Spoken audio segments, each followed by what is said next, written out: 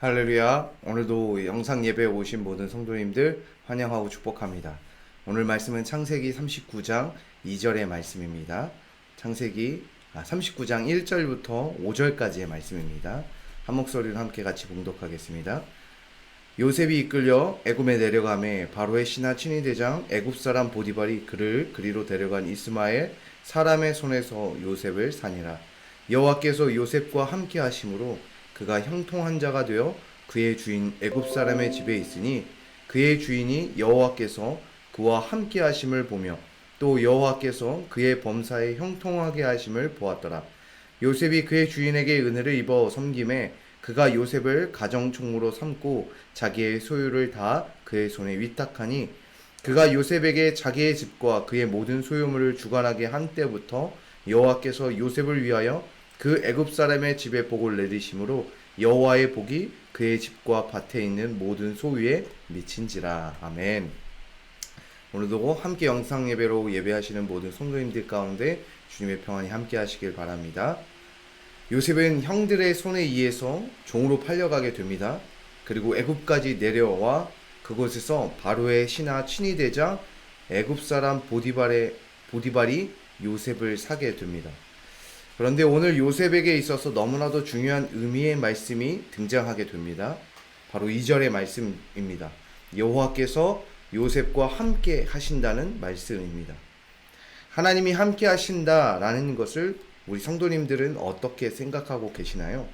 하나님이 함께 하신다는 것은 우리에게 있어서 어떻게 보면 이 한 가지로 우리의 생각을 좁혀갈 때가 많은 것 같습니다. 바로 축복하신다는 것, 우리를 보호하신다는 것, 우리에게 은혜를 베푸신다는 생각을 우리만 갖게 되기 때문입니다. 방금 말씀드린 것처럼 축복하시는 것, 보호하시는 것, 은혜라고 하는 것이 하나님이 함께 하신다는 것으로만 생각하게 되지는 않은지 돌아보게 됩니다. 사실 요셉에게 있어서 오늘 이 하나님이 함께 하신다는 것은 축복과는 또는 은혜와는 복과는 매우 거리가 먼 이야기라고 할 수 있기 때문입니다. 잘 보십시오. 요셉의 상황이 어떠했습니까?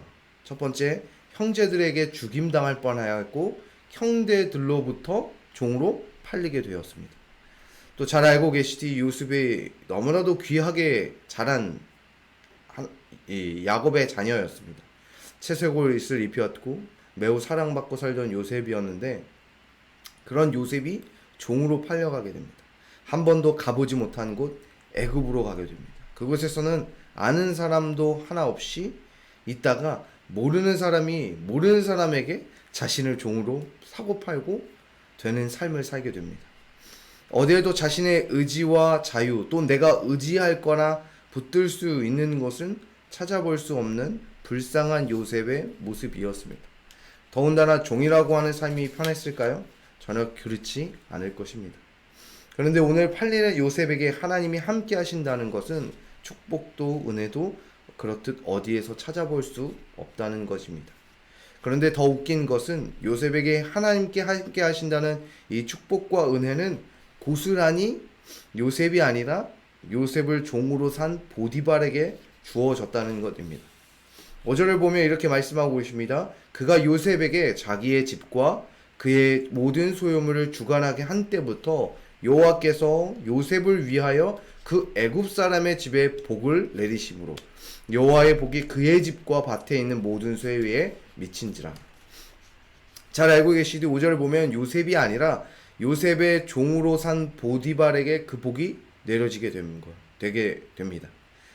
저라면 나와 함께 하시는 하나님인데 왜 나한테 그 축복을 안 주시고 왜 보디발에게 주는가 하고 생각하게 할 것입니다.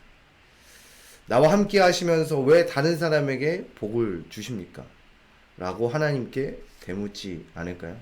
그런데 요셉은 그러한 반응을 보이지 않습니다. 주어진 그대로 그는 열심히 일을 합니다.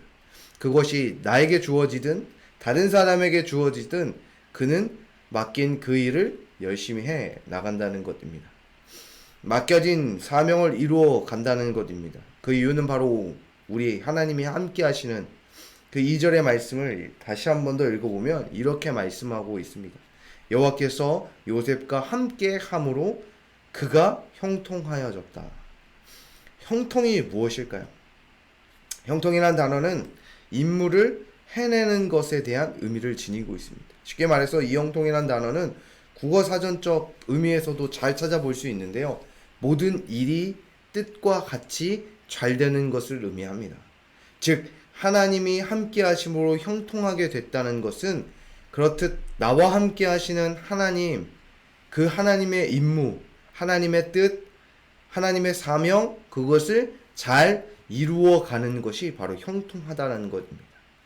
바로 하나님의 뜻을 따라 살며 하나님의 뜻하심을 성취하는 자가 되는 것이 하나님께서 나와 함께 하시는 이유, 그러므로 나와 함께 하심으로 주어지는 그 형통이 바로 이것이라는 것입니다. 도리어 우리에게 있어서 하나님과 함께 하심은 축복과 은혜, 물질적 복, 건강의 복, 명예의 복만을 의미하는 것이 아닙니다. 그렇다고 이러한 복을 안 주신다는 것을 말하는 것이 아닙니다. 하나님이 함께 하심으로 형통하게 하시는 것, 오늘 이 요셉에게 하나님이 함께 하신다는 것은 하나님의 뜻, 하나님의 사명, 하나님의 계획을 나로 하여금 성취하고 이루어가는 것을 형통이라고 하는 것입니다. 오늘 우리에게 맡겨진 사명이 있으십니까? 그것이 형제들로부터 죽임을 당하는 일이라도, 종으로 팔리는 일이라도, 다른 사람의 일을 맡아 하는 것이라도 우리는 그것이 하나님께서 나에게 맡긴 사명임을 깨닫고 나와 함께 하시는 그 하나님이 계시기에 그것을 믿고 하나님의 뜻을 이루기 위해 살아가는 것이 우리의 삶에 나에게 축복이며 은혜이며 복인 줄 깨달아 그 사명을 잘 감당하시는 저와 우리 모든 성도님 되시기를 주님의 이름으로 소망합니다. 오늘 하나님의 뜻을 이루미 나에게 맡겨진 사명을 감당함이 축복이고 은혜이며 복으로 여길 줄 아는 성숙한 그리스도인이 되시기를 주님의 이름으로 소망합니다. 그런데 이러한 요셉의 모습이 하나님의 뜻을 어떻게 이루는지 보십시오. 요셉은 열심히 보디발의 재정을 잘 관리하죠. 복을 주어 풍족하게 합니다. 이러한 요셉의 경험이 있었기 때문에 요셉이 애굽 왕 바로의 꿈을 해석하고 애굽의 재정을 관리하는 총리의 역할을 할 수 있는 귀한 연습과 훈련의 시간이 되었기 때문입니다. 오늘 본문을 보면 보디발을 이렇게 설명하고 있습니다. 바로의 신하 친위대장이라는 것입니다. 바로 왕의 누구보다도 가까이에서 모시는 사람이었습니다. 친위대장이라는 왕의 경호와 호의를 맡은 사람이기 때문입니다.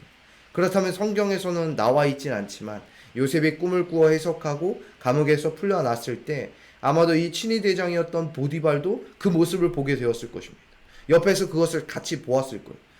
바로 왕에게 이야기하지 않았을까요? 저 요셉이 저의 집을 재정을 맡아서 일할 때 잘 관리해서 저의 재산이 더욱더 많아지게 되었습니다. 잘 관리하고 큰 도움이 될 것입니다 라고 언질을 주지 않았을까요? 그런 말을 바로 왕에게 하지 않았을까요? 꿈을 해석한 것만으로 총리에 올리지는 않았을 것입니다. 그렇듯 요셉이 보디발에서의 그러한 경험을 통하여 총리가 되어 애굽의 재정을 관리함에 좋은 경험이 되었고 또 이 보디발을 통하여 좋은 이야기를 전해 듣지 않았을까요? 그러므로 더 나아가 결국 이러한 일들의 과정들이 요셉을 통하여 주셨던 그 꿈을 성취해 나가는 과정이 되어 결국 하나님의 뜻, 하나님의 사명이 요셉을 통하여 성취할 수 있는 그 귀한 계기가 되었다는 것입니다. 우리의 삶도 마찬가지입니다. 지금 나에게 닥쳐오는 고난과 역경, 또 나에게 맡겨진 사명들을 해나갈 때 그것이 후에 하나님이 이루실 그 뜻 가운데 성취함 가운데 하나님의 임무 가운데 이루어가는 귀한 발판이 되고 계기가 되어진다는 것입니다. 그럼 오늘 하루의 삶 가운데 고난이 찾아오십니까? 또 나에게 맡겨진 일들이 있으십니까? 열심히 최선을 다해 해내시기를 주님의 이름으로 소망합니다. 그 일들이 우리의 삶을 바꾸는 또 하나님의 말씀에 성취하는 귀한 역사의 순간이 되어지기 때문입니다.